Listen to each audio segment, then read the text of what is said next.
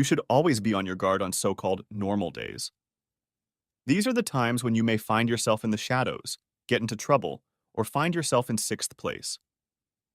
This is similar to the old idea of avoiding quiet people, as they are usually wild at heart. Both of these wisdoms came to me, Alan Webb, to enlighten me.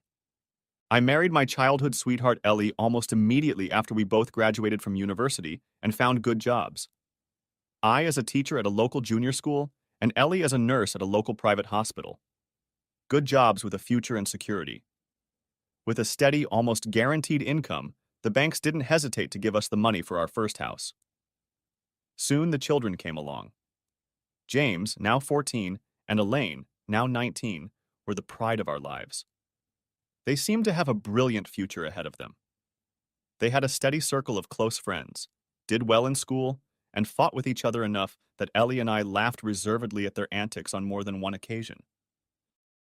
The relationship between Ellie and me, while not particularly passionate, was stable. We fought occasionally, mostly about the children. She always seemed very protective of them and fought when I laid down the law regarding the various issues that inevitably arise when raising two children. She would argue up to a certain point and then seem to reach some point within herself where she would stop and quickly change the subject. This had become the norm. The thread of a peaceful existence began to unravel one Thursday. It was lunchtime in the staff room. I taught at the junior high school, but it was attached to the large high school campus. This meant that the junior high teachers would meet and eat lunch in the common staff room with the senior teachers, many of whom I had managed to become friends with. It was during this lunch, one of the few times I could enjoy it without being on playground duty or hunched over a stack of marks, that Pat Collins, head of the high school science department, suggested a project to me. "Hey Al, could you help a team of my Year 12 students test out some spiffy new equipment?" Always willing to help, but wary of possible shenanigans, I replied. "Sure, Pat. You're testing the size of the human brain, and you want to calibrate the machine for the largest extreme first?" He grinned. "No, nothing that simple. We've been loaned a simple DNA sampling device from the university. It's specifically for a team of 12th graders who have been identified by the Scouts as honors students and given accelerated admission to the university's science course next year. We're pretty privileged since this is the first time something like this has happened, at least to my knowledge." "Good," I replied. "But why do you need my help?" At this, my interest piqued. "Well, we need people we can test DNA samples on. For child safety reasons, we can't use any of the students or staff here for the tests. We need random people who can't be traced by the team or the university. Maybe you can help? You can't tell me who the test subjects are, but one of them must be related to the parents, and one must not. A team of science students will have to determine with DNA which one is which. I can use my children, but then I might accidentally give clues to the students. All it takes is 3 strands of hair, one from a parent, one from a related child, and one from an unrelated child. Do you agree?" He looked at me expectantly as I hesitated. "You will be doing this group of students a huge favor. Opportunities like this don't come along every day." "Why not?" I replied. I already knew that I would be using my own children as test subjects, but I wasn't about to tell Pat. He gave me special containers that ensured no cross-contamination of the samples would occur. "Why are you giving me 6 containers?" I asked. "Just in case you spoil any of the samples," he replied. "Right. Like junior high school teachers don't know anything, right?" replied I. It was an ongoing squabble between 2 good friends. Thursday evening was perfect for sampling. Ellie wasn't home as she had a late shift. I can only imagine how she would react to her children being used in a science experiment. Elaine also had a study friend over for the night. It was Elaine's longtime friend, Patsy Jefferson. We had known her parents, John and Shelley, since our college days and often met them socially. I enjoyed socializing with Shelley as she was an open and good-natured woman. John, her husband, although pleasant and talkative, always seemed a bit reserved. I often caught a strange look in his eyes. I couldn't understand what it was, but there was a kind of smugness in it, like he knew something I didn't. But hey, everyone is different, and Ellie liked being around them. The hair parting was easier than I thought it would be. Obviously, mine was the easiest, and getting a strand of Elaine's hair was as simple as going to the bathroom and grabbing one of the combs in her closet. We each had our own bathroom cabinet, and Elaine always used her brush, as did Ellie. Patsy's hairbrush ended up in my lap by pure coincidence. The two girls were frolicking in the living room during a study break when Patsy fell near the dining room table and got her shoulder-length hair caught on one of the chairs. Elaine rolled on the floor with laughter as Patsy tried to untangle the tangle in all the nooks and crannies of the chair. She finally succeeded, but a few small tufts of her hair remained on the chair. Bingo, sample number 3 complete. Now I went to James's bedroom and removed one of the hairs from his pillow. Of course, he didn't know what I was doing as he was listening to music in the room at the time. I now had 4 samples, mine, 2 related, Elaine and James, and 1 unrelated, Patsy. I had 2 empty containers left, and so as not to spoil the other samples, I included one of Ellie's hairs, again from her comb, for fun. This should be fun. I labeled them very scientifically, AE, and wrote down whose hairs they were. A was mine, B and C were Elaine's and James', D was Patsy's, and E was Ellie's. I couldn't wait to see the results. It would certainly test the team for accuracy and give them valuable diagnostic experience before going to university. Needless to say, the next day I gave the samples to Pat. He seemed surprised to have 2 extra samples, but noted that it would make the testing more realistic. Since it was Friday, I wasn't expecting any results anytime soon, so I just continued with my normal routine for the next week. Once again in the staff room, Pat approached me. "Hey Al, the team got the results back. They're thrilled."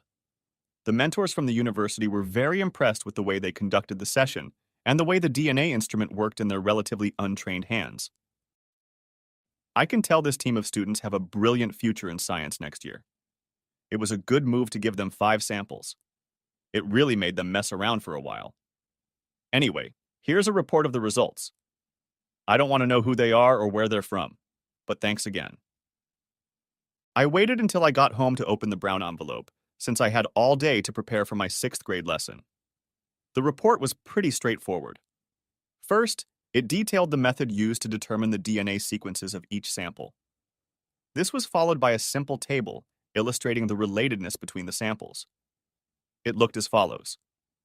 A is not related to any of the other samples. E is related to samples B and C. D is related to samples B and C. E is not related to sample D. It then said that the results had been carefully checked by the university's DNA laboratory and that the likelihood of error was extremely small. This was followed by praise for the way the Year 12 students had carried out the work and congratulations on the high degree of accuracy they had achieved.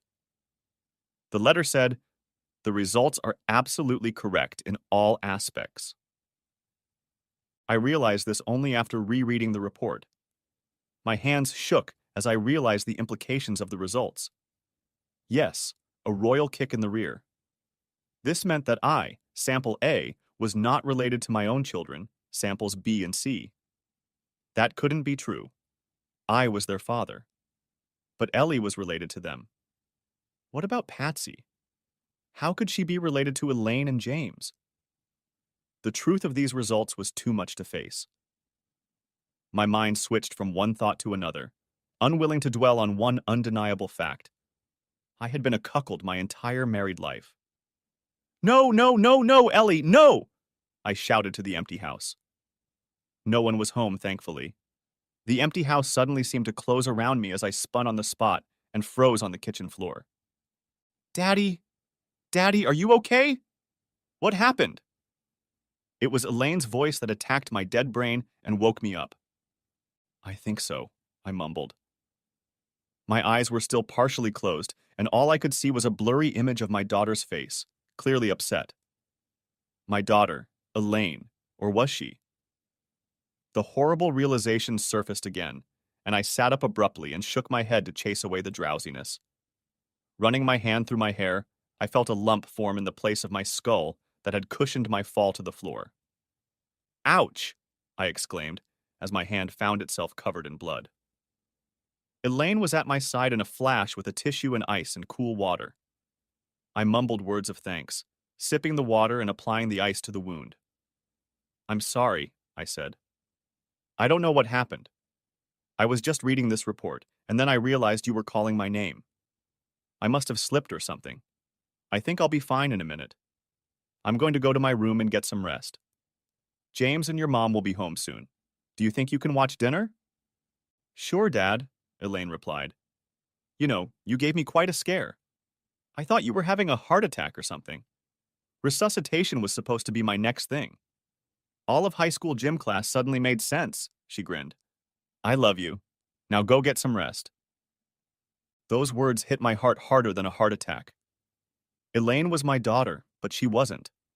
I loved her very much and she loved me as her father. Only I wasn't her father. I was just a dumbass who paid for her upbringing, held her when she cried, listened to her crazy teenage whining and tantrums, changed her diapers in the middle of the night, kissed her on the cheek as she left for school every morning. I wasn't her father. A DNA test had shown me that, but the result wasn't a black eye but a broken heart. The chaise lounge chair in the living room cushioned my fall, and I sank into it to sit and think. To sit and think. Think about what? Thinking about the fact that Ellie had cheated on me not once, but twice. If twice, how many more times? The two apparent cheats happened a few years apart, so what happened in between, either before or after? What about now? Is it really still happening now? How could Ellie do this? She was my wife, my love, my partner. We did everything together. Others often remarked what a great partnership we had or seemed to have. We hardly ever fought. How? How? These words I involuntarily repeated aloud as I sat there. I hadn't noticed that Elaine had come down to the den with a cup of coffee for me. "I don't know how either, Daddy," she said, thinking the question was addressed to her. "I don't see anything you could trip over, and the floor is dry, so you didn't slip on anything. By the way, I found this. You must have read it on your way to the kitchen. Some kind of science report. You really should make your mark sitting at the table, Daddy."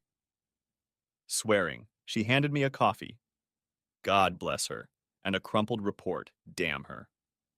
"Thanks for both, Lainey," I replied, using my pet name for her whenever she scolded me for anything.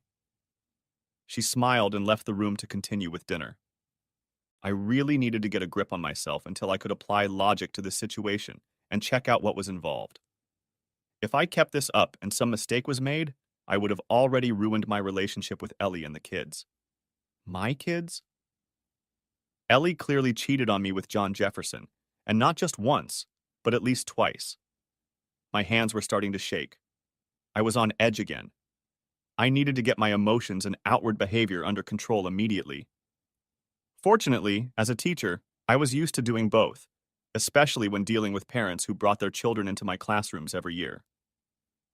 By the time I had finished my coffee and the ice had started to run down my face, I had already had everything laid out.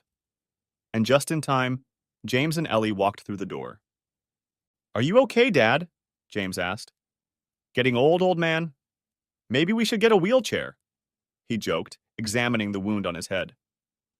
"That must hurt," he joked again, retiring to his room. "What's wrong, Al?" asked Ellie, also examining the wound from a purely medical standpoint. "It doesn't need stitches, but you'll have to ice it for a while. What was Elaine thinking, using one of my good tea towels for it? I'll have to splash it on and blot it to get the blood off. I'll be back in a minute with another napkin and new ice." With those words, she removed herself and busied herself with a new bandage. I was proud of myself. I held myself together, but every time she touched the wound, I recoiled slightly, not from the pain, but from the betrayal that now seemed obvious to me. Of course, Ellie thought it was from the pain. "Don't be such a fool." She purred as I tried to move away from every touch. "Come upstairs for dinner. I need to take a shower." Elaine was busy cooking for her poor wounded father. She laughed. I didn't laugh as I climbed the stairs to sit at the table with my family. My family? Ha! That lie flavored all my thoughts. I almost passed out. Thankfully, everyone attributed my strange behavior to my recent fall, and took it all in stride. Later, as I headed to bed, I realized that I had survived my first day of cheating. I could do this. As a teacher, I had a few days a year that could be considered sick days. Because of the high stress of teaching, these days could also be used as mental health days. The benefits of working in a union. I decided to meet with the associate principal and arrange a week's break from teaching. She knew my track record and instinctively realized that my request was for something serious. This is a bit sudden, Al. Is there something I should know about? She paused expectantly. I'd rather not talk right now, boss. I just need some time alone at home to sort out some serious matters. In my current state of mind, I'm not doing any of my students a favor. Rest easy, Al. I know your work ethic and I know you're not just hobbling around. I hope your vacation is good for you. Now get going. I will find an aide for your class for this week. Just leave all your plans for your absence on the teacher's desk. This weekend was surreal. I maintained normal conversation around the house, but managed to spend as much time away from Ellie as possible, picturing one-yard work after another that just had to be done. The hardest part was mealtime, always a time of light family banter, and I had to be very focused on my contribution to that banter. I just couldn't look Ellie in the eye. I fake smiled and then continued on. My heart broke over and over as I watched and listened to James and Elaine. It was easy for me to escape at night as I retired early, chalking it up to yard work and recovering from the fall. Ellie didn't seem the least bit bothered by my lack of interest in having fun over the weekend, and maybe it was my paranoid state, but I think she was trying to hide a sigh of relief. Monday morning I went to work as per my usual routine. Ellie had a week of day shifts, so she wouldn't be in during my normal school hours. James was at school as usual, and Elaine had a full school week at university. So basically, I would be at school as usual, and the rest of the family would be at school as usual. Perfect. I had free rein to research whatever I needed to research. My logical teacher brain took over, and soon I had a list of things to check. 1. Check Ellie's personal belongings for anything that could give me answers to the questions: who, when, where, why. 2. Check Ellie's movements while at work. If something was going on, it had to be related to her work. She never had bachelorette parties or any social events alone. 3. Buy a tracking device for Ellie's car. 4. Check John Jefferson's movements. 5. Contact an attorney and detail her options. The first was relatively easy since the house was in my possession. I thoroughly searched everything: Ellie's closet, the bedside table, even the attic. I found nothing incriminating anywhere. There was one strange thing, though. One of the photo albums in the room had been taken out and replaced many times. I only realized this by the absence of the usual dust on one of the albums. I noticed this while sitting in my usual chair and sipping my coffee, pondering where else I should look. Out of curiosity, I pulled a blank album off the shelf. No one else had looked in photo albums, so I wanted to know why this one had been opened so recently. I was overwhelmed by the contents of this album. It was almost a shrine to John. There were pictures of him at university, even a few pictures of him and Ellie in rather intimate poses, obviously while at university. Okay, university is a wild time for most developing adults, but keeping photographic evidence? Thought I. I also remembered that we had promised to be exclusive during our courtship at university. Something wasn't right. And there were pictures of him holding Elaine in his arms as an infant. But what made me most sick was the photo of him, Ellie and Elaine in the hospital shortly after Elaine was born. A happy family photo.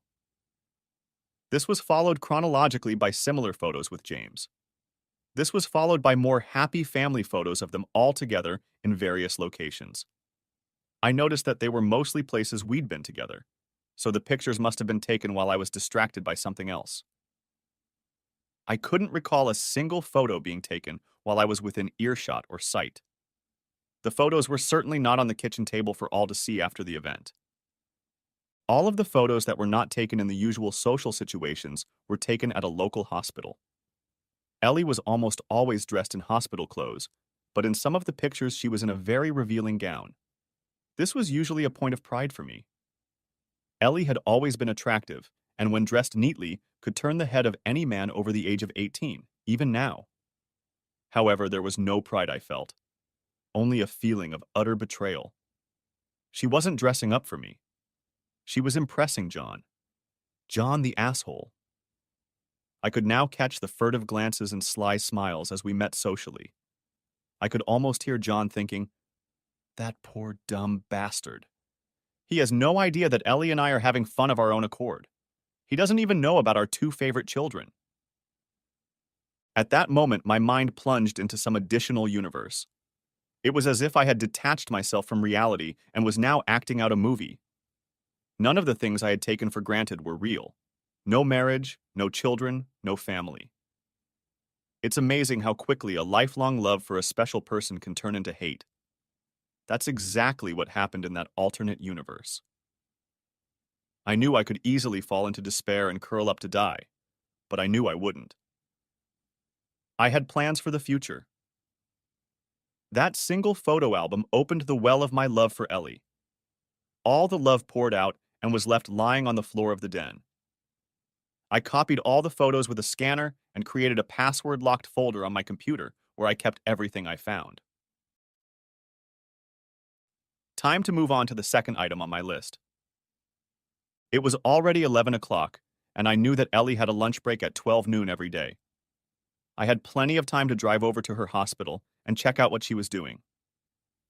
I brought my camera with a telephoto lens just in case. Parking was easy at this time, and I was very lucky to find a spot near the back of the parking lot. It was out of sight of the front entrance to the hospital, but allowed me to peek around the entrance. At 5 minutes to 12, I saw John enter the hospital. He walked in very confidently, as if he had done it many times before. At 5 minutes to 12, Ellie came out. Nothing special, except for the fact that she was walking hand in hand with John. At that moment, the love I felt for Ellie erupted into intense anger. Anger at her, and anger at John. My camera almost automatically kicked in, taking auto-drive shots as the two lovers walked out of the hospital and towards Ellie's car, which thankfully wasn't next to mine. They kissed as they got into the car and it drove off. I followed them at a safe distance. They didn't expect anyone to be following them, as they didn't change direction or turn around to see if anyone was tailgating. They had gotten away with it for too long for any of them to doubt that they were free to do as they pleased. They were under the impression that poor dumbass me was in school as usual. Why should they have bothered? The car stopped in front of a hotel a short distance from the hospital. It was one of those establishments that catered almost exclusively to hospital patients and their families traveling from out of town. They almost ran out of the car and into the reception area, where it looked like they could go straight to their room. The receptionist simply waved her hand at them, holding out the key. As they disappeared into the elevator, I entered the check-in area and pretended to look around, casually remarking to the receptionist that the last couple seemed to be in a big hurry. Her response cut even deeper into my heart. So deep that it almost pierced my soul, and I was sure I was going to lose my temper and scream and shout obscenities at the world. She replied, "Oh yes, they are regulars here. They rent a room 4 times a week and also have a quick takeaway. Isn't it nice that married couples still do that even after all these years?" My thoughts interrupted her story. Married couples? She should be married to me. The receptionist's voice continued. I've been working here for 15 years, and it's the same thing every week, Monday through Thursday, regular as clockwork. Even when Elsie was pregnant, she and James would come here. They usually stayed for an hour and a half each time. Strangely, they never come here during the school vacations. Now would you like to get a room? No, thanks. I was just looking for places where my company could accommodate the visiting representatives. Thank you. I managed, stumbling, to get out and back to my car. Sure enough, a little over an hour later, the couple was walking lazily to their car, both eating a sandwich.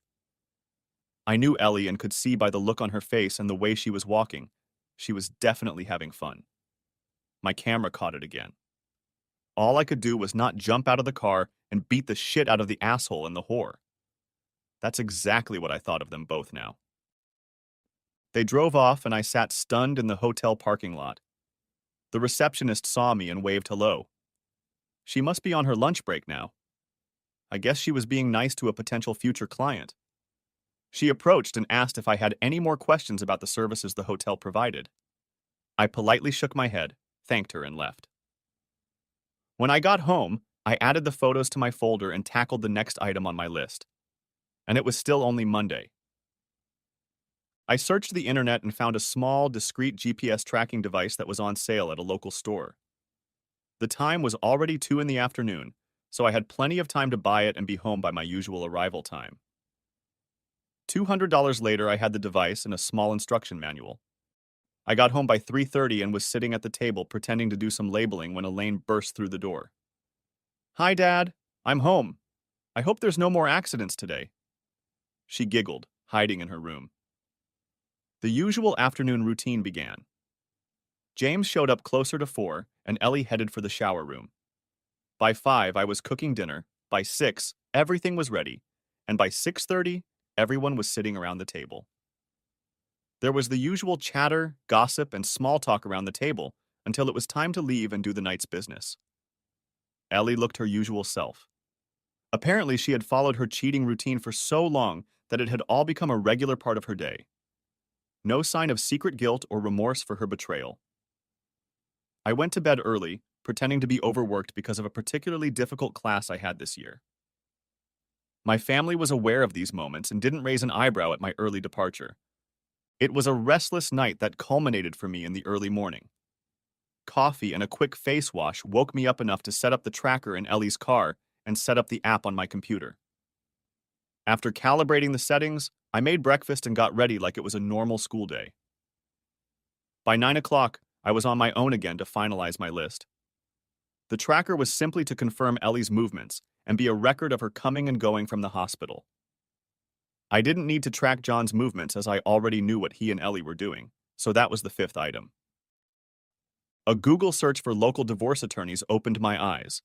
There were a great multitude of them. I picked one at random and called to see if an appointment was available today. It was.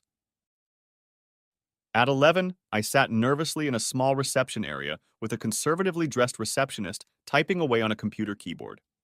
He called me in at 11:15 and led me into an office that could only be described as a relic of a bygone era, with polished wood and floor-to-ceiling shelves filled with leather-bound books. The smell was incredible. The room just oozed knowledge and history. "Hello, Mr. Webb. May I call you Al?" Before I could mutter a response, she continued. "I'm Jane Lober, a divorce attorney. How can I help you, Al?" I regrouped my thoughts and just laid out everything I'd experienced over the past few days. I didn't realize it right away, but tears flowed uncontrollably down my face. For the first time, I acknowledged out loud what was happening to me. For the first time, I was talking about it with someone. Jane didn't let go of the tissues she seemed to have in bulk as she took notes. Once in a while, she would only utter a or okay as I told my story. After I finished, there was an awkward pause. I blew my nose while Jane seemed to reread her notes. "Well, Al, that's not a bad story. I assume you have proof of all this?" asked Jane. The way she looked at me with her head down and her eyes above the top rim of her reading glasses reminded me of my high school days in the principal's office. I listed the photographic evidence I had managed to get my hands on so far. I didn't bother telling Jane about the GPS tracker for fear she would tell me it was illegal and inadmissible in court. "Okay," Jane said. "It's pretty clear that you have grounds to sue John for back child support for all those years. You can also sue him for alienation of affection, but to do that you'd have to prove that he somehow coerced Ellie into a relationship.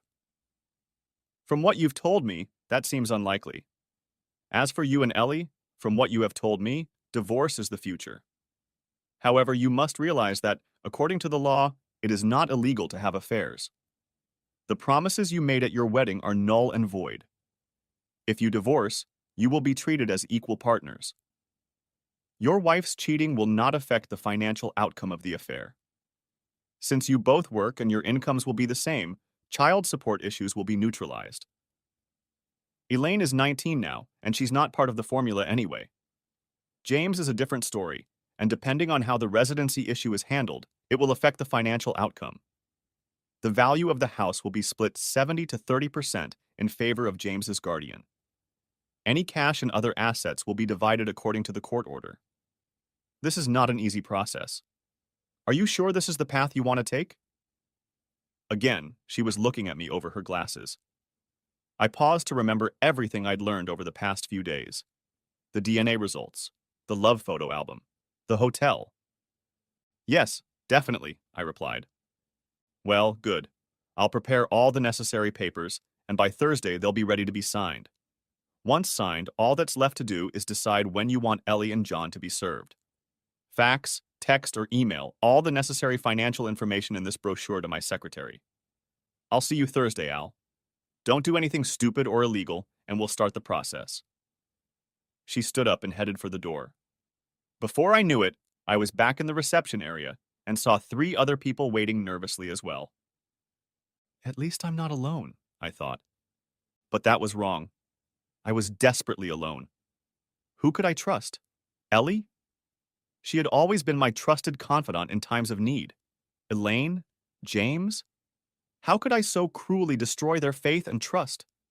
It would hurt them as much, if not more, than it hurt me. What about John's family? Patsy and her mom, Shelley, would be devastated to hear about Allie and John's adventures. Doubts began to crack in my earlier resolve. Could I really hurt so many people? If I did nothing, the only person hurt would be me. Would I be able to live with that? I returned home and found myself in my room again, pondering. To act or not to act? That was the question. I smiled grudgingly, remembering the Shakespearean connection. There wasn't much, if anything, of value to be happy about in this whole situation. I needed a drink. Not a fan of drinking alone, I found the company of a large glass of red wine strangely comforting. Was that really the only comfort I could get from a bottle of wine? It was a downward spiral, and I knew it. I set the bottle down, but left the glass behind. It took 2 hours, until 3 in the afternoon to be exact, before I finished my glass of wine and decided what I was going to do. I covered up my lonely drinking addiction and started dinner before the day's arrivals began. Ellie, with her usual cheerful greeting, rushed off to her room to shower, followed by James and Ellie. "James, don't leave your school bag in my car, please," Ellie shouted, heading into our bathroom. Of course, thought I. Ellie always takes a shower as soon as she gets home from work. Her excuse was that she didn't want to spread the nasty bugs from the hospital to us poor innocent family members. I now knew for sure that it was to cover up any evidence of their occupation. And the name James. That was the name John had used at the hotel. These revelations only strengthened my resolve. I knew what I had to do. The next morning I got up early. I went straight to Ellie's car and dismantled the GPS tracker. I didn't need it anymore. Yesterday's data indicated that Ellie was following the same pattern. I also fiddled with the car's electrics, so I knew it wouldn't start. Back in the kitchen shortly after, I made breakfast as usual and went about my usual morning routine. "Come on, James," Ellie shouted. "We have to get going. I have to be at work on time." My thoughts scattered. You really want to meet your second husband, I thought bitterly. They both disappeared into the garage as usual, but mysteriously the car wouldn't start. "Al, the car won't start. Can't you come over and take a look at it?" pleaded Ellie. I headed downstairs, not particularly in a hurry. Lifting the hood, I pretended to push through the various wires while simultaneously telling Ellie, "Try it now," or "What about now?" "Sorry, Elle. It looks like you and James are taking the bus today. I could drive you, but I have a meeting before school today," I lied. Ellie wasn't happy, but she knew that if she didn't start the 5-minute walk to the bus stop now, she would have to wait another 30 minutes. James wasn't impressed either. Riding the bus to school wasn't cool at all. At least the bus stopped right in front of both stops, so the other end of the journey was relatively painless. They set off on their journey, grumbling. James, because of the uncool way to get to school, and Ellie, though she didn't say anything, was probably thinking about missing her usual cheating fun with the asshole. How could they get to their love shack if Ellie didn't have a car? Well, tough luck for her, thought I. I went back to the house, saw Elaine off, and cleaned myself up. I had someone to meet. Shelley was extremely surprised to see that I was the one who rang the doorbell at 9:30. Al, what a surprise. Aren't you supposed to be at school? She then laughed at what she had just said. Listen to me. I sound like a school mom checking up on a truant teenager. I'm sorry. Come on in. Where's Ellie? She was totally confused by the whole visit, but acted very gracious. We made our way to the backyard where our families had spent many a time enjoying barbecue and drinks. Do you want coffee? She asked as I settled into a chair on the patio. Sure, thanks. She soon appeared with 2 mugs that were steaming and placed them on the small table between our chairs. Now, Al, fess up. Why are you here on a school day and without Ellie? She could tell this didn't bode well. Women and their intuition. Shelley, what I'm about to say isn't very pretty. I've been wondering for a long time if I should even say anything to you, but you know me. I believe in doing the right thing. As I spoke, Shelley grew paler and paler, but to her credit, she didn't interrupt. I'm not going to sugarcoat what I have to say, Shelley, so let's get started. I recounted what I'd learned, as I'd also learned about the current relationship between Ally and John. She stopped suddenly and waving her arms, rushed away, wailing and crying. She must have felt very ashamed, for she got up and disappeared into the house. She soon reappeared with a huge box of napkins, 2 bottles of red wine, and 2 large glasses. Screw the coffee, Al, I need this. The second bottle is for you, but if you don't drink it, I will. Take your pick. I took the glass and filled the red liquid with hers and mine. Now tell me again what those bastards did. I again detailed everything I knew. That's it, she whispered. That lying, cheating bastard is toast. The divorce papers will be ready today. She went back into the house, and I saw that she was calling someone. When she came out, she said, My high school friend is a divorce attorney. She's very busy, but she'll see me today at 2 o'clock in the afternoon. I may need copies of that photographic evidence you have. Shelley looked at me with red, puffy eyes. I don't understand, Al. Why did you see me first and then burn Ellie? I looked at her with sympathy. I knew what she was going through. I was going to Shell. I was overwhelmed with so much hatred that I wanted it immediately. Shock and awe was supposed to be my method of revenge, but I doubted whether to do anything. The pain this was causing you, me, and soon our children was too much for me to bear. No, you better deal with John first, get what's owed to you, and then I'll deal with that asshole. I didn't want to sue him for everything I could and leave you and Patsy with nothing. That wouldn't have been right. I paused and saw that the logic of her reasoning was making sense. Oh, Al, you've always been a Boy Scout. How could Ellie do this to you, and John do this to me and Patsy, and for so long? You must feel awful as shit. I know how I feel. At that, she walked over to my chair and hugged me tightly. We're both going to need sympathetic shoulders to cry on while we go through this. The hug was friendly, warm. We both sat hugging each other and cried uncontrollably, tucked into each other's shoulders. I clearly realized that this was the first sympathetic human contact I had experienced since this whole mess started. And it felt good. The wine was forgotten as we sank into close contact. We both needed it. I don't know how long we stayed like that, but eventually we naturally drifted apart. I'll deal with Patsy, Shelley said. I won't give her all the details about who John was having fun with behind our backs, but I'll give her enough information to make it clear. There's no doubt about his years of infidelity. I won't jeopardize your plans and insinuate to Ellie that I know he's been doing it with her. That should be enough to make her feel what uncertainty and irritation feels like. I left Shelley's house with much more confidence that I had a plan. Let Shelley deal with John first, get her share of their joint property and the alimony paid in advance, without, if possible, alerting anyone about who he's cheating with. This should also give me time to get my affairs in order, so to speak. Attorney Shelley certainly knew her business. The next day, John was served with a summons at work, and very publicly at that.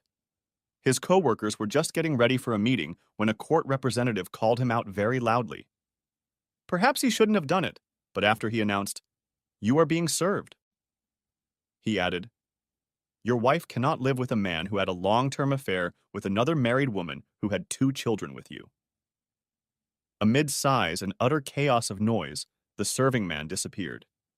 He was well paid to add that extra tidbit. Luckily, because he probably won't get another assignment like that for some time, given his indiscretion. Needless to say, John was treated like an outcast at work. Normally friendly co-workers physically shrank if he sat down next to them. No one talked to him except in response to a direct work-related question. His boss would call him into his office and berate him for his complete lack of moral ethics and ask why he should stay on at the firm, given his poor judgment and reliability.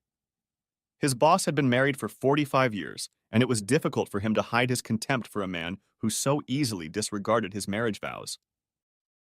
He notified John that he would be fired as soon as the divorce was finalized.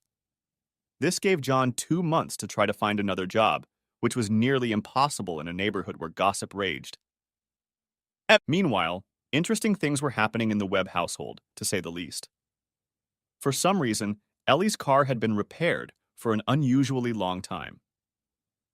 Every week the mechanic would call and give some technical reason why the car wasn't ready. This meant that Ellie was more than happy to use the local bus service. It also meant that the relationship between John and Ellie was becoming unusually strained. For a couple who were used to regular entertainment in an unstressed environment, every attempt to meet at lunchtime was fraught with danger. They could not go to their usual hotel. The receptionist called about their no-show and informed John that the usual reservation would be canceled. This meant that their secret meetings would have to take place in the hospital storerooms. These rooms were cramped, smelling of all sorts of chemicals, and with the added danger of being broken into at any moment by a maintenance worker. One day they were jumped on by a contract worker who opened the door and saw them having fun. He quickly closed the door, but opened it again 10 seconds later, putting his phone on videotape. The exit from that storeroom was almost instantaneous and never happened again. The contract worker happened to recognize a nurse, who recognized another, and so on. The video circulated freely, but never made it to Ellie's or John's phones. It did, however, make it onto mine. This file was added to the others in my cheater folder. I, for my part, maintained a calm, relaxed demeanor at home. Fortunately, the routine was long established, and maintaining a semblance of normalcy was easier than I thought. The only difference was that there was absolutely no physical interaction between Ellie and me. I wondered how Allie hadn't commented on this change in our relationship, but it was obvious that her thoughts were too preoccupied with what was going on between Shelley and John. She was always on edge, obviously because of her infrequent and dangerous liaisons with John while at work. She must have wondered how no one had guessed that she was the other married woman mentioned in the divorce papers. Maybe, she thought, it was just luck. Sometimes she would stay late at work, blaming herself for the overtime. I knew she was using that time to entertain John somewhere. Although rage boiled inside me, I hid my utter contempt for Allie behind a facade of normalcy. Elaine guessed something was wrong and cornered me in the kitchen one day while I was making dinner.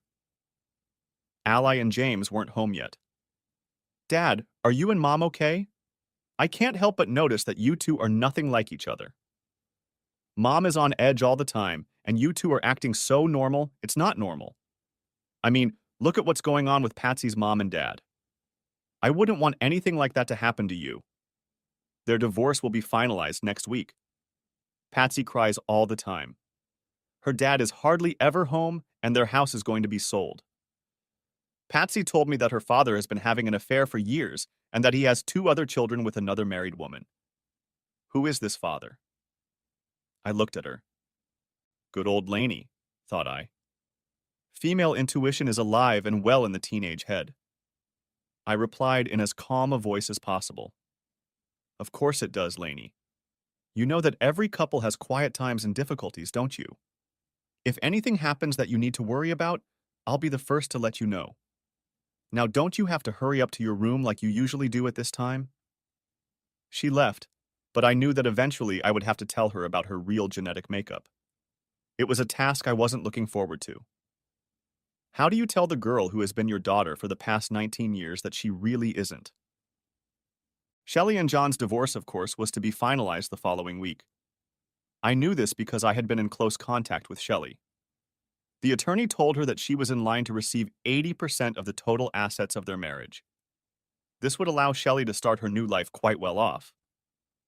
It was amazing that the process had gone so far without anyone revealing who the woman in this saga was. That helped my plan immensely. The day came when John and Shelley were finally divorced. The house was sold, and Shelley moved to a neighboring town where she found a new job and a place suitable for a single mother and her teenage daughter. Patsy accepted the situation and often came to Elaine's house for sleepovers. Patsy seemed to lean on Elaine for support, but was also very attached to her mother. If Shelley was not home when Patsy returned, she would immediately call to find out her whereabouts. Shelley and I continued to meet occasionally for friendly conversations. Our support for each other allowed us to weather the storm of deception with relative ease. The asshole lost his job as promised and ended up finding some low-paying part-time work.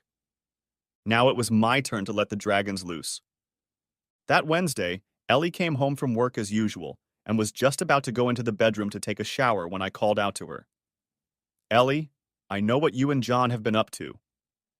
Well, the reaction was worthy of the camera. Ellie literally froze in the middle of the stairs. She slowly turned toward me, grabbing the balustrade. Her skin turned white and she almost tripped going down the stairs. "What do you mean?" she muttered. I wasn't going to be kind. The hatred I had hidden for so long came to the surface. "I'm saying, I know you and John have been having fun behind my back for at least 19 years, I shouted. Fortunately, Elaine and James were busy playing sports. "Our entire married life you cheated on another man, had 2 of his children, and deceived me into thinking they were ours.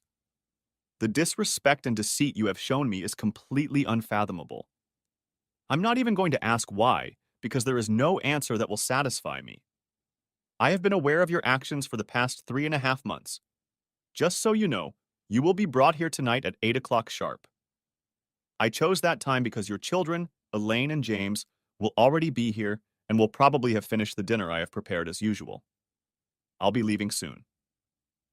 My things are packed in the car. I'm not going back to this den of deceit again. If you need to contact me, please contact my attorney whose number is on the divorce papers. James and Elaine will likely be anxiously awaiting your explanation of what you have been up to all these years. I had hoped that I would be the one to tell them what was going on between you and John and what it meant to them, but I couldn't bring myself to do it. If I did, I knew I would lose my temper and probably say and do something that would tarnish these 2 wonderful children for life. No, you're the one who made the mess. Now you have to clean it up. I can't bear the pain and betrayal that will befall James and Elaine." All of these words were shouted out. It helped dissipate the anger. Ellie just collapsed on the steps. She moaned, "No, no." But I felt no pity for her. Moreover, I turned toward the kitchen and finished making dinner for James, Elaine, and her. I was strangely calm as I set the table and placed the 2 envelopes, one for James and one for Elaine, in their usual places. The letters inside each were the same. They read, "Dear James and Lainey, I am torn about having to put you in the position you are in. Believe me, if there was another way out, one where you wouldn't have to share my pain and embarrassment, I would choose it. Please know that from the bottom of my heart, I love you both with a love that encompasses my entire being. I have loved you from the moment you were born and have worked hard to help you develop and grow into the beautiful human beings that you are. If you need to speak to me, and I sincerely hope you do, my new number is 0223 786 712. Please do not give this number to your mother as I cannot bear to have anything to do with her. I hope the explanation she gives you doesn't break your heart like it did mine. Once again, I love you wholeheartedly. Daddy. I agonized for a long time deciding to take this step. Genetically, I was not their father. But I couldn't escape the truth that I was, in fact, their father, and had been for their entire lives. Holding back tears and sobbing quietly, I walked out of the kitchen and into the garage. Ellie was still standing on the stairs, holding her head in her arms. She was dead to me, but I hoped she would tell James and Elaine the truth. Now it was her turn to pay the ferryman for all the hurt and grief she and John had caused. I went to the small house I had rented and prepared the week before. There was room for Elaine and James if they decided to come, but I wouldn't push them. Unfortunately, that decision was ultimately up to them. As I drove, the tears flowed freely. I was afraid of getting into an accident, but I made it there safely. As I turned the key in the house that would now, and for the foreseeable future, be my home, I heard a voice behind me. Thought you could use some company, especially tonight. It was Shelley. Good old Shelley. My rock and support during these past horrible months. I collapsed into her arms and we repeated the tear fest that had started at her house 3 months ago. All the accumulated emotions, anger, hatred, disbelief, self-doubt, questions, all of it spewed out, turning me into a quivering mess. My incoherent ramblings must have seemed strange to Shelley, but she simply led me into the house, sat me down on the couch, and continued to hug me. The time that passed before I could meaningfully form 2 words is indefinable. All I muttered was, "Thank you, Shelley." She didn't let me say anything else. We got down to it. At 7 a.m., we were awakened by 2 phones calling for attention. Mine was from Elaine, and Shelley's was from Patsy. They had both been trying to contact us since last night. I answered mine. "Lainey, how are you, my love?" The sobs coming from the receiver told me all I needed to know. "I love you, Lainey. Please know that. I will always love you no matter what." Her sobs subsided. "Daddy, I love you. I'm so sad for you because of what Mom did. I don't know what to think of that bitch yet. Part of me sees Mom as she always was, and the other part of me sees her as a lying, cheating bitch who cheated everyone who loved her our whole lives. Can I see you? Where do you live now? Will I still be your daughter? I love you so much. I can't bear to be around you. James wants to see you too. Can we come now?" She sobbed into the phone. I calmed her down and promised her that I would pick them both up within the hour. I didn't mention it to Elaine, but Shelley and I had a cleaning job to do. Patsy also asked permission to see her mom and was very concerned about sitting up all night. I picked up James and Shelley outside our old house. They each had backpacks and pillows. "What are these camping supplies?" I tried to cheer them up. They both had red eyes and clearly hadn't slept well. James replied, "We can't stay there," he said, gesturing to the house, our old house. Strangely, I had already lost touch with what had been our home, our sanctuary all these years. Mom cries all the time and talks to that bastard John for hours. It was the first time I'd heard James swear, but I didn't bother to tell him off. I knew exactly how he felt. "Come on, you two. We need to go to my new house and talk." The trip to my house was strange. James stared moodily out the window the whole time, while Elaine sobbed and wiped her eyes with an endless supply of tissues. They almost ran through the front door, hurrying to be somewhere safe. Shelley was already there along with Patsy. Patsy rushed over to Elaine and hugged her tightly. "I guess we're sisters now, huh? I've always wanted a sister, and I'm so glad it's you. I wish with all my heart that it hadn't happened under these circumstances." This brought tears to my eyes and more sobs from all 3 women in the room. James seemed to stay away, so I just put my arm around his shoulders and pulled him tightly against me. "It's going to be okay, James," I tried to reassure him. The boy, bordering on adulthood, nodded his head and looked away, embarrassed that his tears were visible. Then I hugged him properly and whispered through my own tears, You will always be my son, James, no matter what happens. I'm proud of you, and I always want to be by your side. He sobbed once more and also whispered with difficulty, Thank you, Daddy. My heart clung to him, and we hugged for a long time more. Shelley realized the moment had arrived, bless her heart, and loudly declared, Well, now that the family hugging and sobbing is over, can we all go to the table and enjoy a real family meal? The pizza and drinks she laid out allowed us all to take a break and gather our thoughts. A light afternoon of relaxing in the backyard followed. We didn't talk about the strange reasons we ended up together, but we joked a lot about the new siblings. Shelley and I marveled at how blended their children were, but were also keenly aware that I am not their genetic father, and she is not the genetic mother of James and Elaine. The looks of quiet sadness that flashed between us were few, overwhelmed by the happiness she and I had so recently shared. As usual, night fell, and Shelley and Patsy went home, leaving me alone with Elaine and James. Did you guys let Mom know you were staying here? I asked. On top of everything else, I didn't want the police coming here looking for missing kids. Yeah, James answered. We left her a note. We asked her not to call us. The anger built up in him again. I knew it was my job to normalize his relationship with Ellie, or this would gnaw at him forever. Elaine, James, I know you're both hurting. Believe me when I tell you that my anger at this situation almost killed me. I seriously considered ending this pain for good, but the only thing that kept me sane and focused was you two. What your mother did, she did mostly to me. I'm the one she swore an oath of marriage to. I'm the one she betrayed more than anything else. She is still your mother, and when the dust settles and you have time to think things through, you will realize that she was a wonderful mother to both of you. Her acts of betrayal and deceit have not affected her love and care for you, until now. Don't lose all those years of happiness because of that. They both listened. It was obvious that they didn't want to agree to treat their mother with respect. Elaine spoke up. I know, Dad. Can I still call you Daddy? I'm just so angry about what she did to you.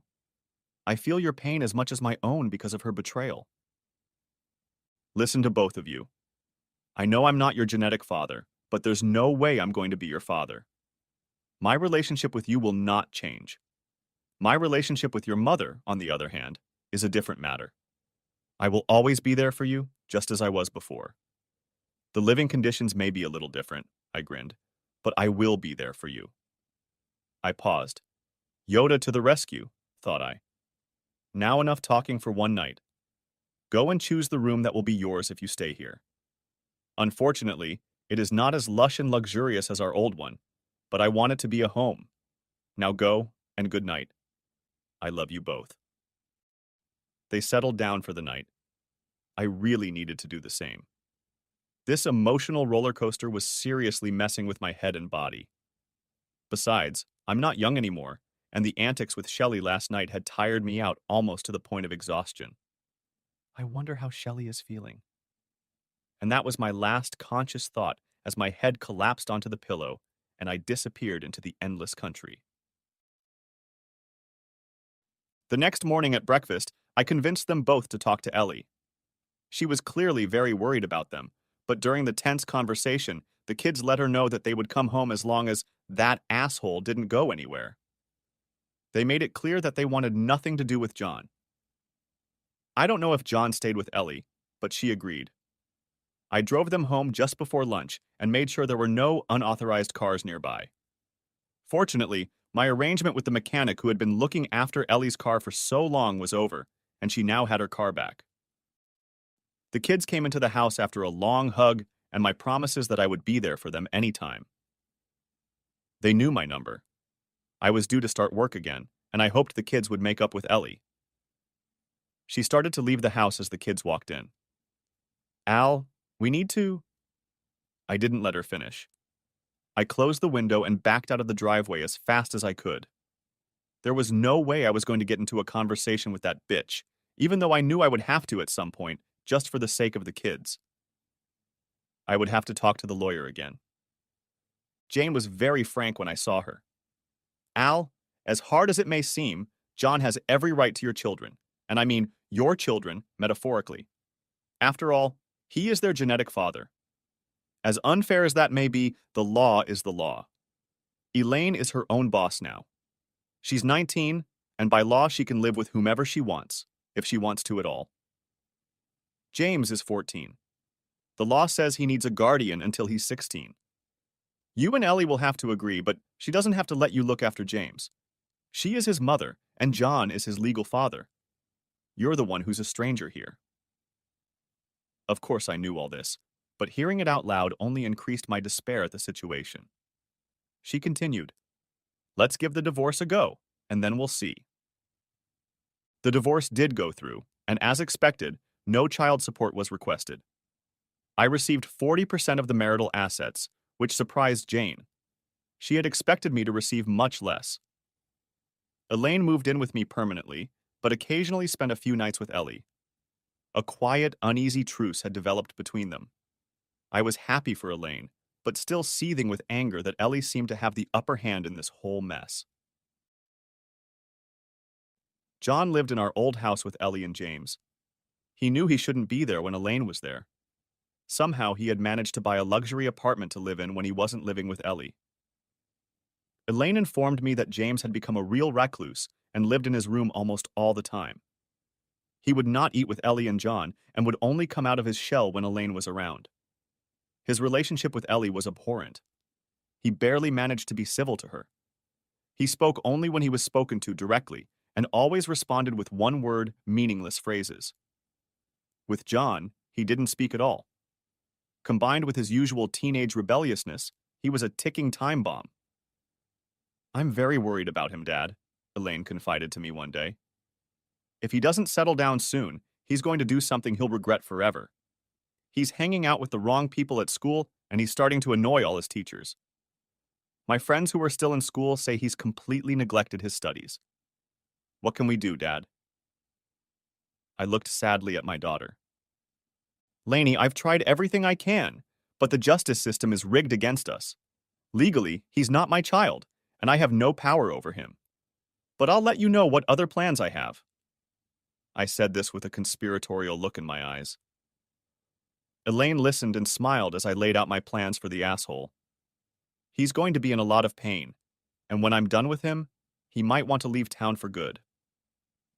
Something I was able to find out through clever means, but not that clever since the private investigator was duly paid. Apparently, when divorcing Shelley, asshole John wasn't exactly forthcoming about all of his assets. He kept an offshore account and had been siphoning money out of it for years. It made a little more sense how he was able to buy that condo so easily after his divorce from Shelley. The detective couldn't establish where the money came from. He opened this account with a solid $200,000 given to him by some distant relative. He never disclosed this to the court. However, the detective was able to find out that the current balance was about $1 million. "And the bastard screwing Ellie over," I growled. "I bet he didn't tell Ellie about that either. No wonder he could afford to book their shack for so long without guessing about Shelley's regular payments." The detective also managed to detail the fictitious name he used for the account to fool all the investigators during the divorce proceedings.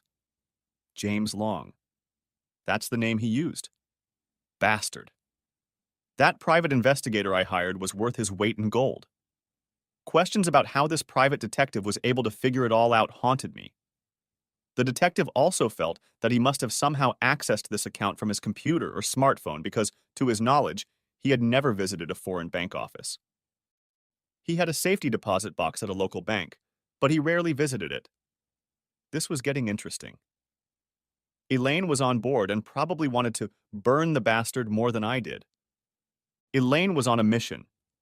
She had to find out how this asshole was accessing his lucrative accounts outside the bank. She was starting to spend more time with Ellie, which meant the asshole wasn't home as often. It was becoming a headache for him, because every time he went God knows where, he had to take all his personal belongings with him, computer reading and all. After a while, he got lazy and left his computer at Ellie's. This was the moment Elaine and I had been waiting for. She called me as soon as she realized she was in trouble. "Dad, he's gone and his laptop stayed at my place." What am I supposed to do now?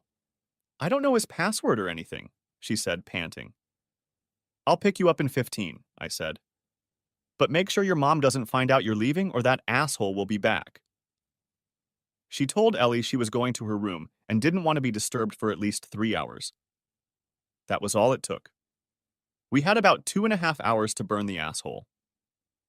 Elaine met me on the next street over from our old house, and I immediately drove to the address I had researched weeks before. I didn't know its occupant, but had emailed him about a job I wanted to do.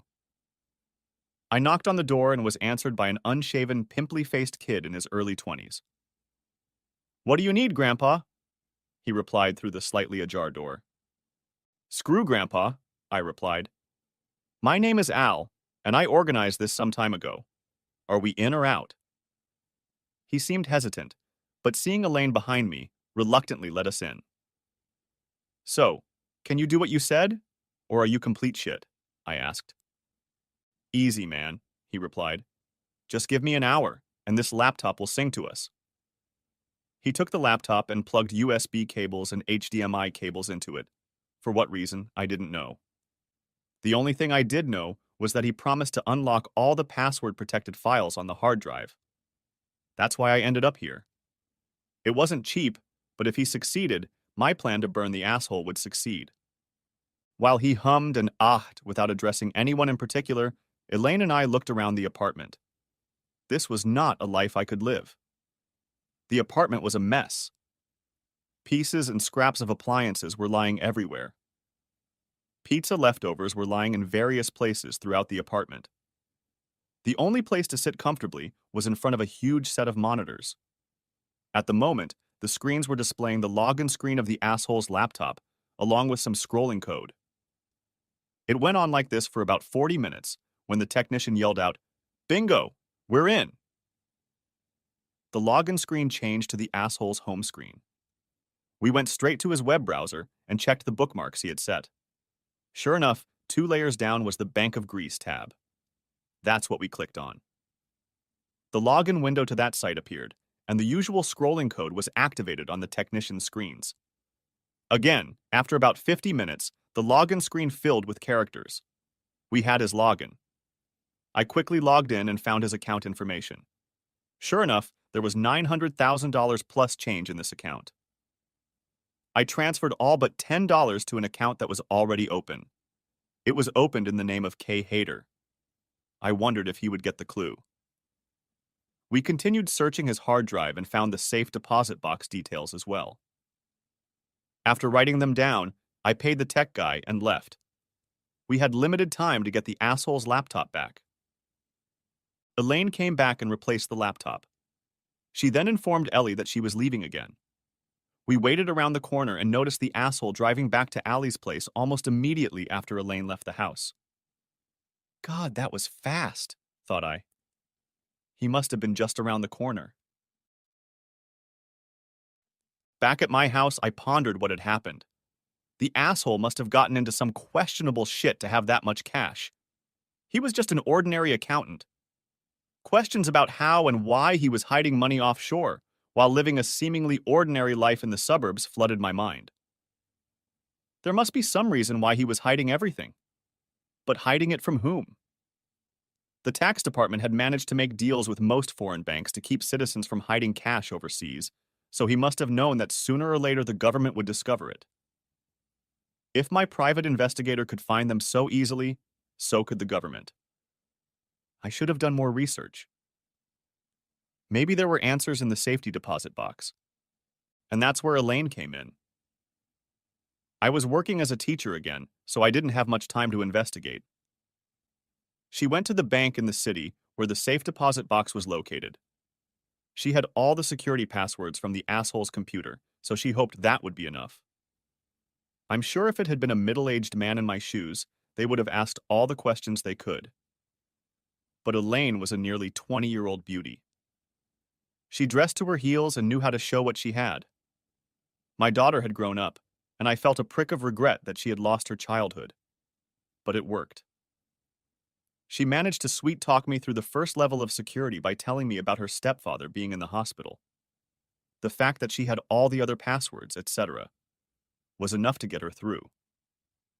When she opened the box, it contained only a few accounting journals and an envelope full of smaller items. Not wanting to push her luck, she quickly put everything in her purse and walked out of the bank. As she did so, she smiled sweetly and leaned slightly in front of the guard, pretending to check her bag. He caught a glimpse of her cleavage, a memory that would last all day. The contents of the box were spread out on my kitchen table when I returned from school after lunch. Elaine looked pale and very worried. "Daddy, you won't believe what was in the box. Here, look." She put 2 passports in my hand. Opening the first one, I saw that it was for an asshole, but the passport was in the name of Bruce Williams. It was an Australian passport. The second one had Ellie's typical passport picture, but it was in the name of Anne Williams, Mrs. Anne Williams, also an Australian passport. What the hell? I remembered that my daughter was there. It looks like he was planning some sort of escape. He was planning to disappear with your mother, Elaine. The divorce must have disrupted their plans for a while. Look at that. 2 Qantas plane tickets from Los Angeles to Sydney, one way, and that was planned 2 weeks in advance. Of course, your mom wasn't on one of those. She did some stupid things, but I'm sure she wouldn't have left you and James. There's something more going on here. Elaine was dumbfounded by such revelations, but continued to go through the contents of the envelope scattered across the table. "Dad, I think this picture is interesting. It shows an asshole. She started calling him that now, but when he was about my age. Take a look." I looked at the picture and immediately recognized the man in it. It was during our college years. It showed an asshole looking very suave and confident. Standing next to him was another student I remembered. Suddenly, it hit me who it was. Holy shit! My daughter was momentarily oblivious. That's Jimmy Lamont. He was the son of the famous, or should I say infamous gang leader Al Lamont. Nobody liked him at the university. He threw money around, harassed any girl he liked. Now, the asshole was good friends with him. He must have been good at hiding it because I never saw any sign of it. And I certainly never saw any indication that he and your mother were close at university. I must have been a naive dolt. After looking through most of the contents of the envelope, I focused on the journals. They looked like regular ledgers, boring. The entries showed regular cash deposits and withdrawals into an account in J. Lamont's name. He must have been doing the bookkeeping for this crime ring, I said. The other journal was more cryptic. It showed only deposits, except for one very large withdrawal recently. A apartment, thought I. This account listed none other than James Long. It was the same account we had just raided. Either that asshole was regularly paid $10,000 for his clandestine bookkeeping, or he had stolen money from Jimmy's account. Either way, the pieces of the puzzle were starting to fit together. Elaine, we've disturbed an ant's nest. This could lead to huge trouble for us if we get caught, but especially for the asshole and your mother. I don't care about the asshole at all, but your mother is another matter. I know I hate her with a passion. Sorry, Lainey, but I wouldn't wish her dead. Rumor has it that this crime family is pretty determined to deal with anyone who crosses them. We need to proceed with caution. Elaine turned pale again.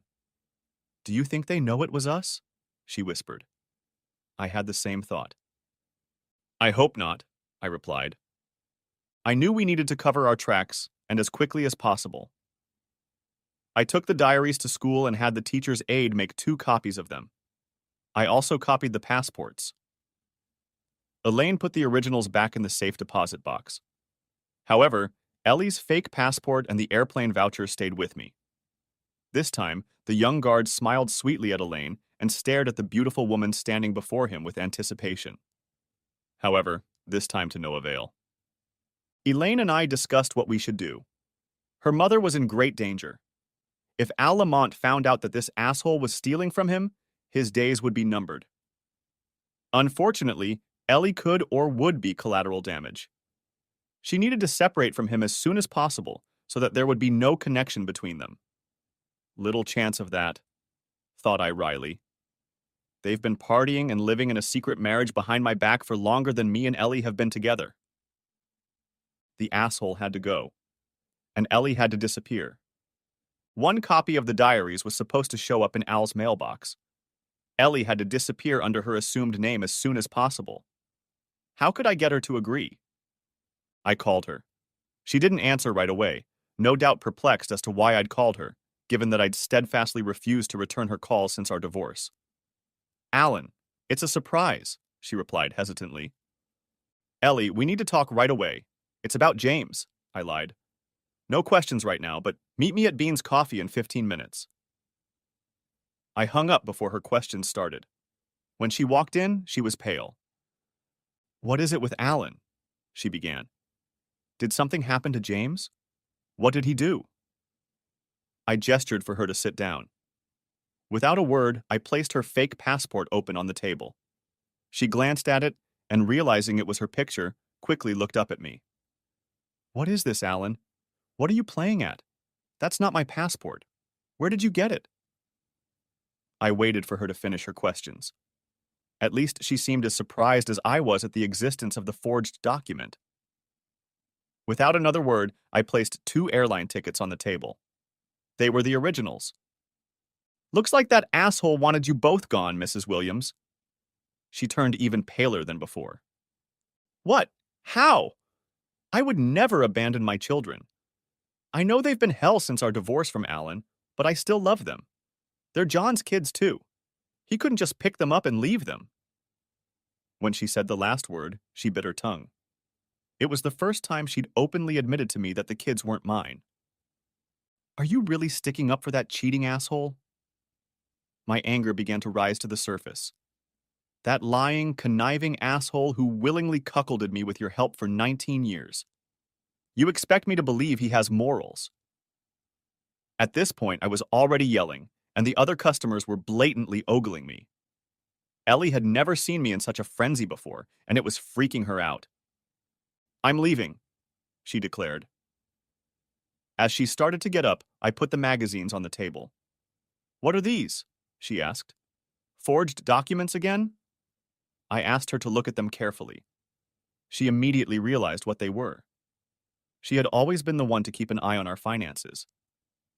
Ellie, I said more calmly, it looks like that asshole cheated on you too. He stole from the wrong person. There's a certain justice in that from my point of view, but it doesn't make me feel better. This nice man, John, aka asshole, has not only entertained you behind my back all these years, but he's been financially screwing Al Lamont all this time. I'm sure Al will soon find out what he's been up to, and if you're still with him or near him, well, let's just say you could be in deep shit. All his lackeys and their friends, and if you don't end up in some Mexican brothel as white flavor of the month, you can see the Mexican desert from under your feet. I let that sink in. I didn't think it was possible, but she turned even more pale. Now the other customers were really concerned. The waitress, noticing Ellie's concern, approached her. Are you all right, lady? Can I get you anything? Getting no response from Allie, the waitress walked away in confusion. Ellie, I'm not going to beat around the bush. You need to disappear to Australia pronto. Use a fake passport and a flight voucher. Leave without looking back. The Lamonts know you're with a jerk, and they always have. Again, the bile rose at the thought of how these two had lied to me for so long. You have to give me custody of James and put the house, our old house, to James and Elaine in trust. I have the papers right here. I placed the last yellow envelope on the table. Make no mistake about it, Ellie. I'm offering you a way out, and not because I have any feelings for you. No, that's wrong. I have feelings for you. She looked at me in surprise. Alan, I don't... she began. I interrupted her. I have hatred for you, pure, unadulterated hatred and disgust. How you had the nerve to do this to me, to our marriage, to our children, I will never understand. You treated my love and respect for you with utter contempt. No, I'm giving you a way out because you are James and Elaine's mother, and I love them dearly. They deserve to have their mother alive, not dead in some Mexican ditch after being used and abused by anyone. I don't care what happens to this asshole. I hope they leave him in some Mexican desert. Now sign the papers and get out of the country and out of our lives. Last chance. Ellie took the papers, read them, and signed. Alan, this means I have no claim to my children, she sobbed. Welcome to the club, bitch. Now you know how I felt when I found out about your years of deception. I stood up and walked out of the caf. See. The patrons breathed a sigh of relief, but still looked at the sobbing woman who was still sitting in her seat. The next day, James came to my house with all his gear. Hey, Dad, what's going on? Mom left a note on the table for me to come here and expect me to stay here for a long time. Most of her stuff is gone. It's like she's not coming back. I looked at James, my James, and smiled. It's okay, son. Everything will be explained soon. Go and unpack. Elaine jumped up, hugged her brother, and helped him put things away. 2 days later, the newspapers reported the sudden disappearance of recently divorced local resident John Jefferson. There were rumors that he was somehow connected to a known criminal mastermind. The investigation is ongoing. Also on the next page was an article about a mysterious house fire. We knew the address. It was our old house. Apparently, the fire was the result of a botched burglary, and it was obvious that the house had been completely trashed before being burned. James and Elaine continued to live in my house until Elaine went to university. Coincidentally, Patsy, her sister, also went there. Shelley sold her house and moved in with us. We were delighted that James often went to bed at night with headphones on, listening to his favorite bands. The money stayed in our offshore account and sat there until we needed it. Teachers don't make that much. The end. Thanks for watching. I hope you enjoyed it. So subscribe to my channel and watch the next video.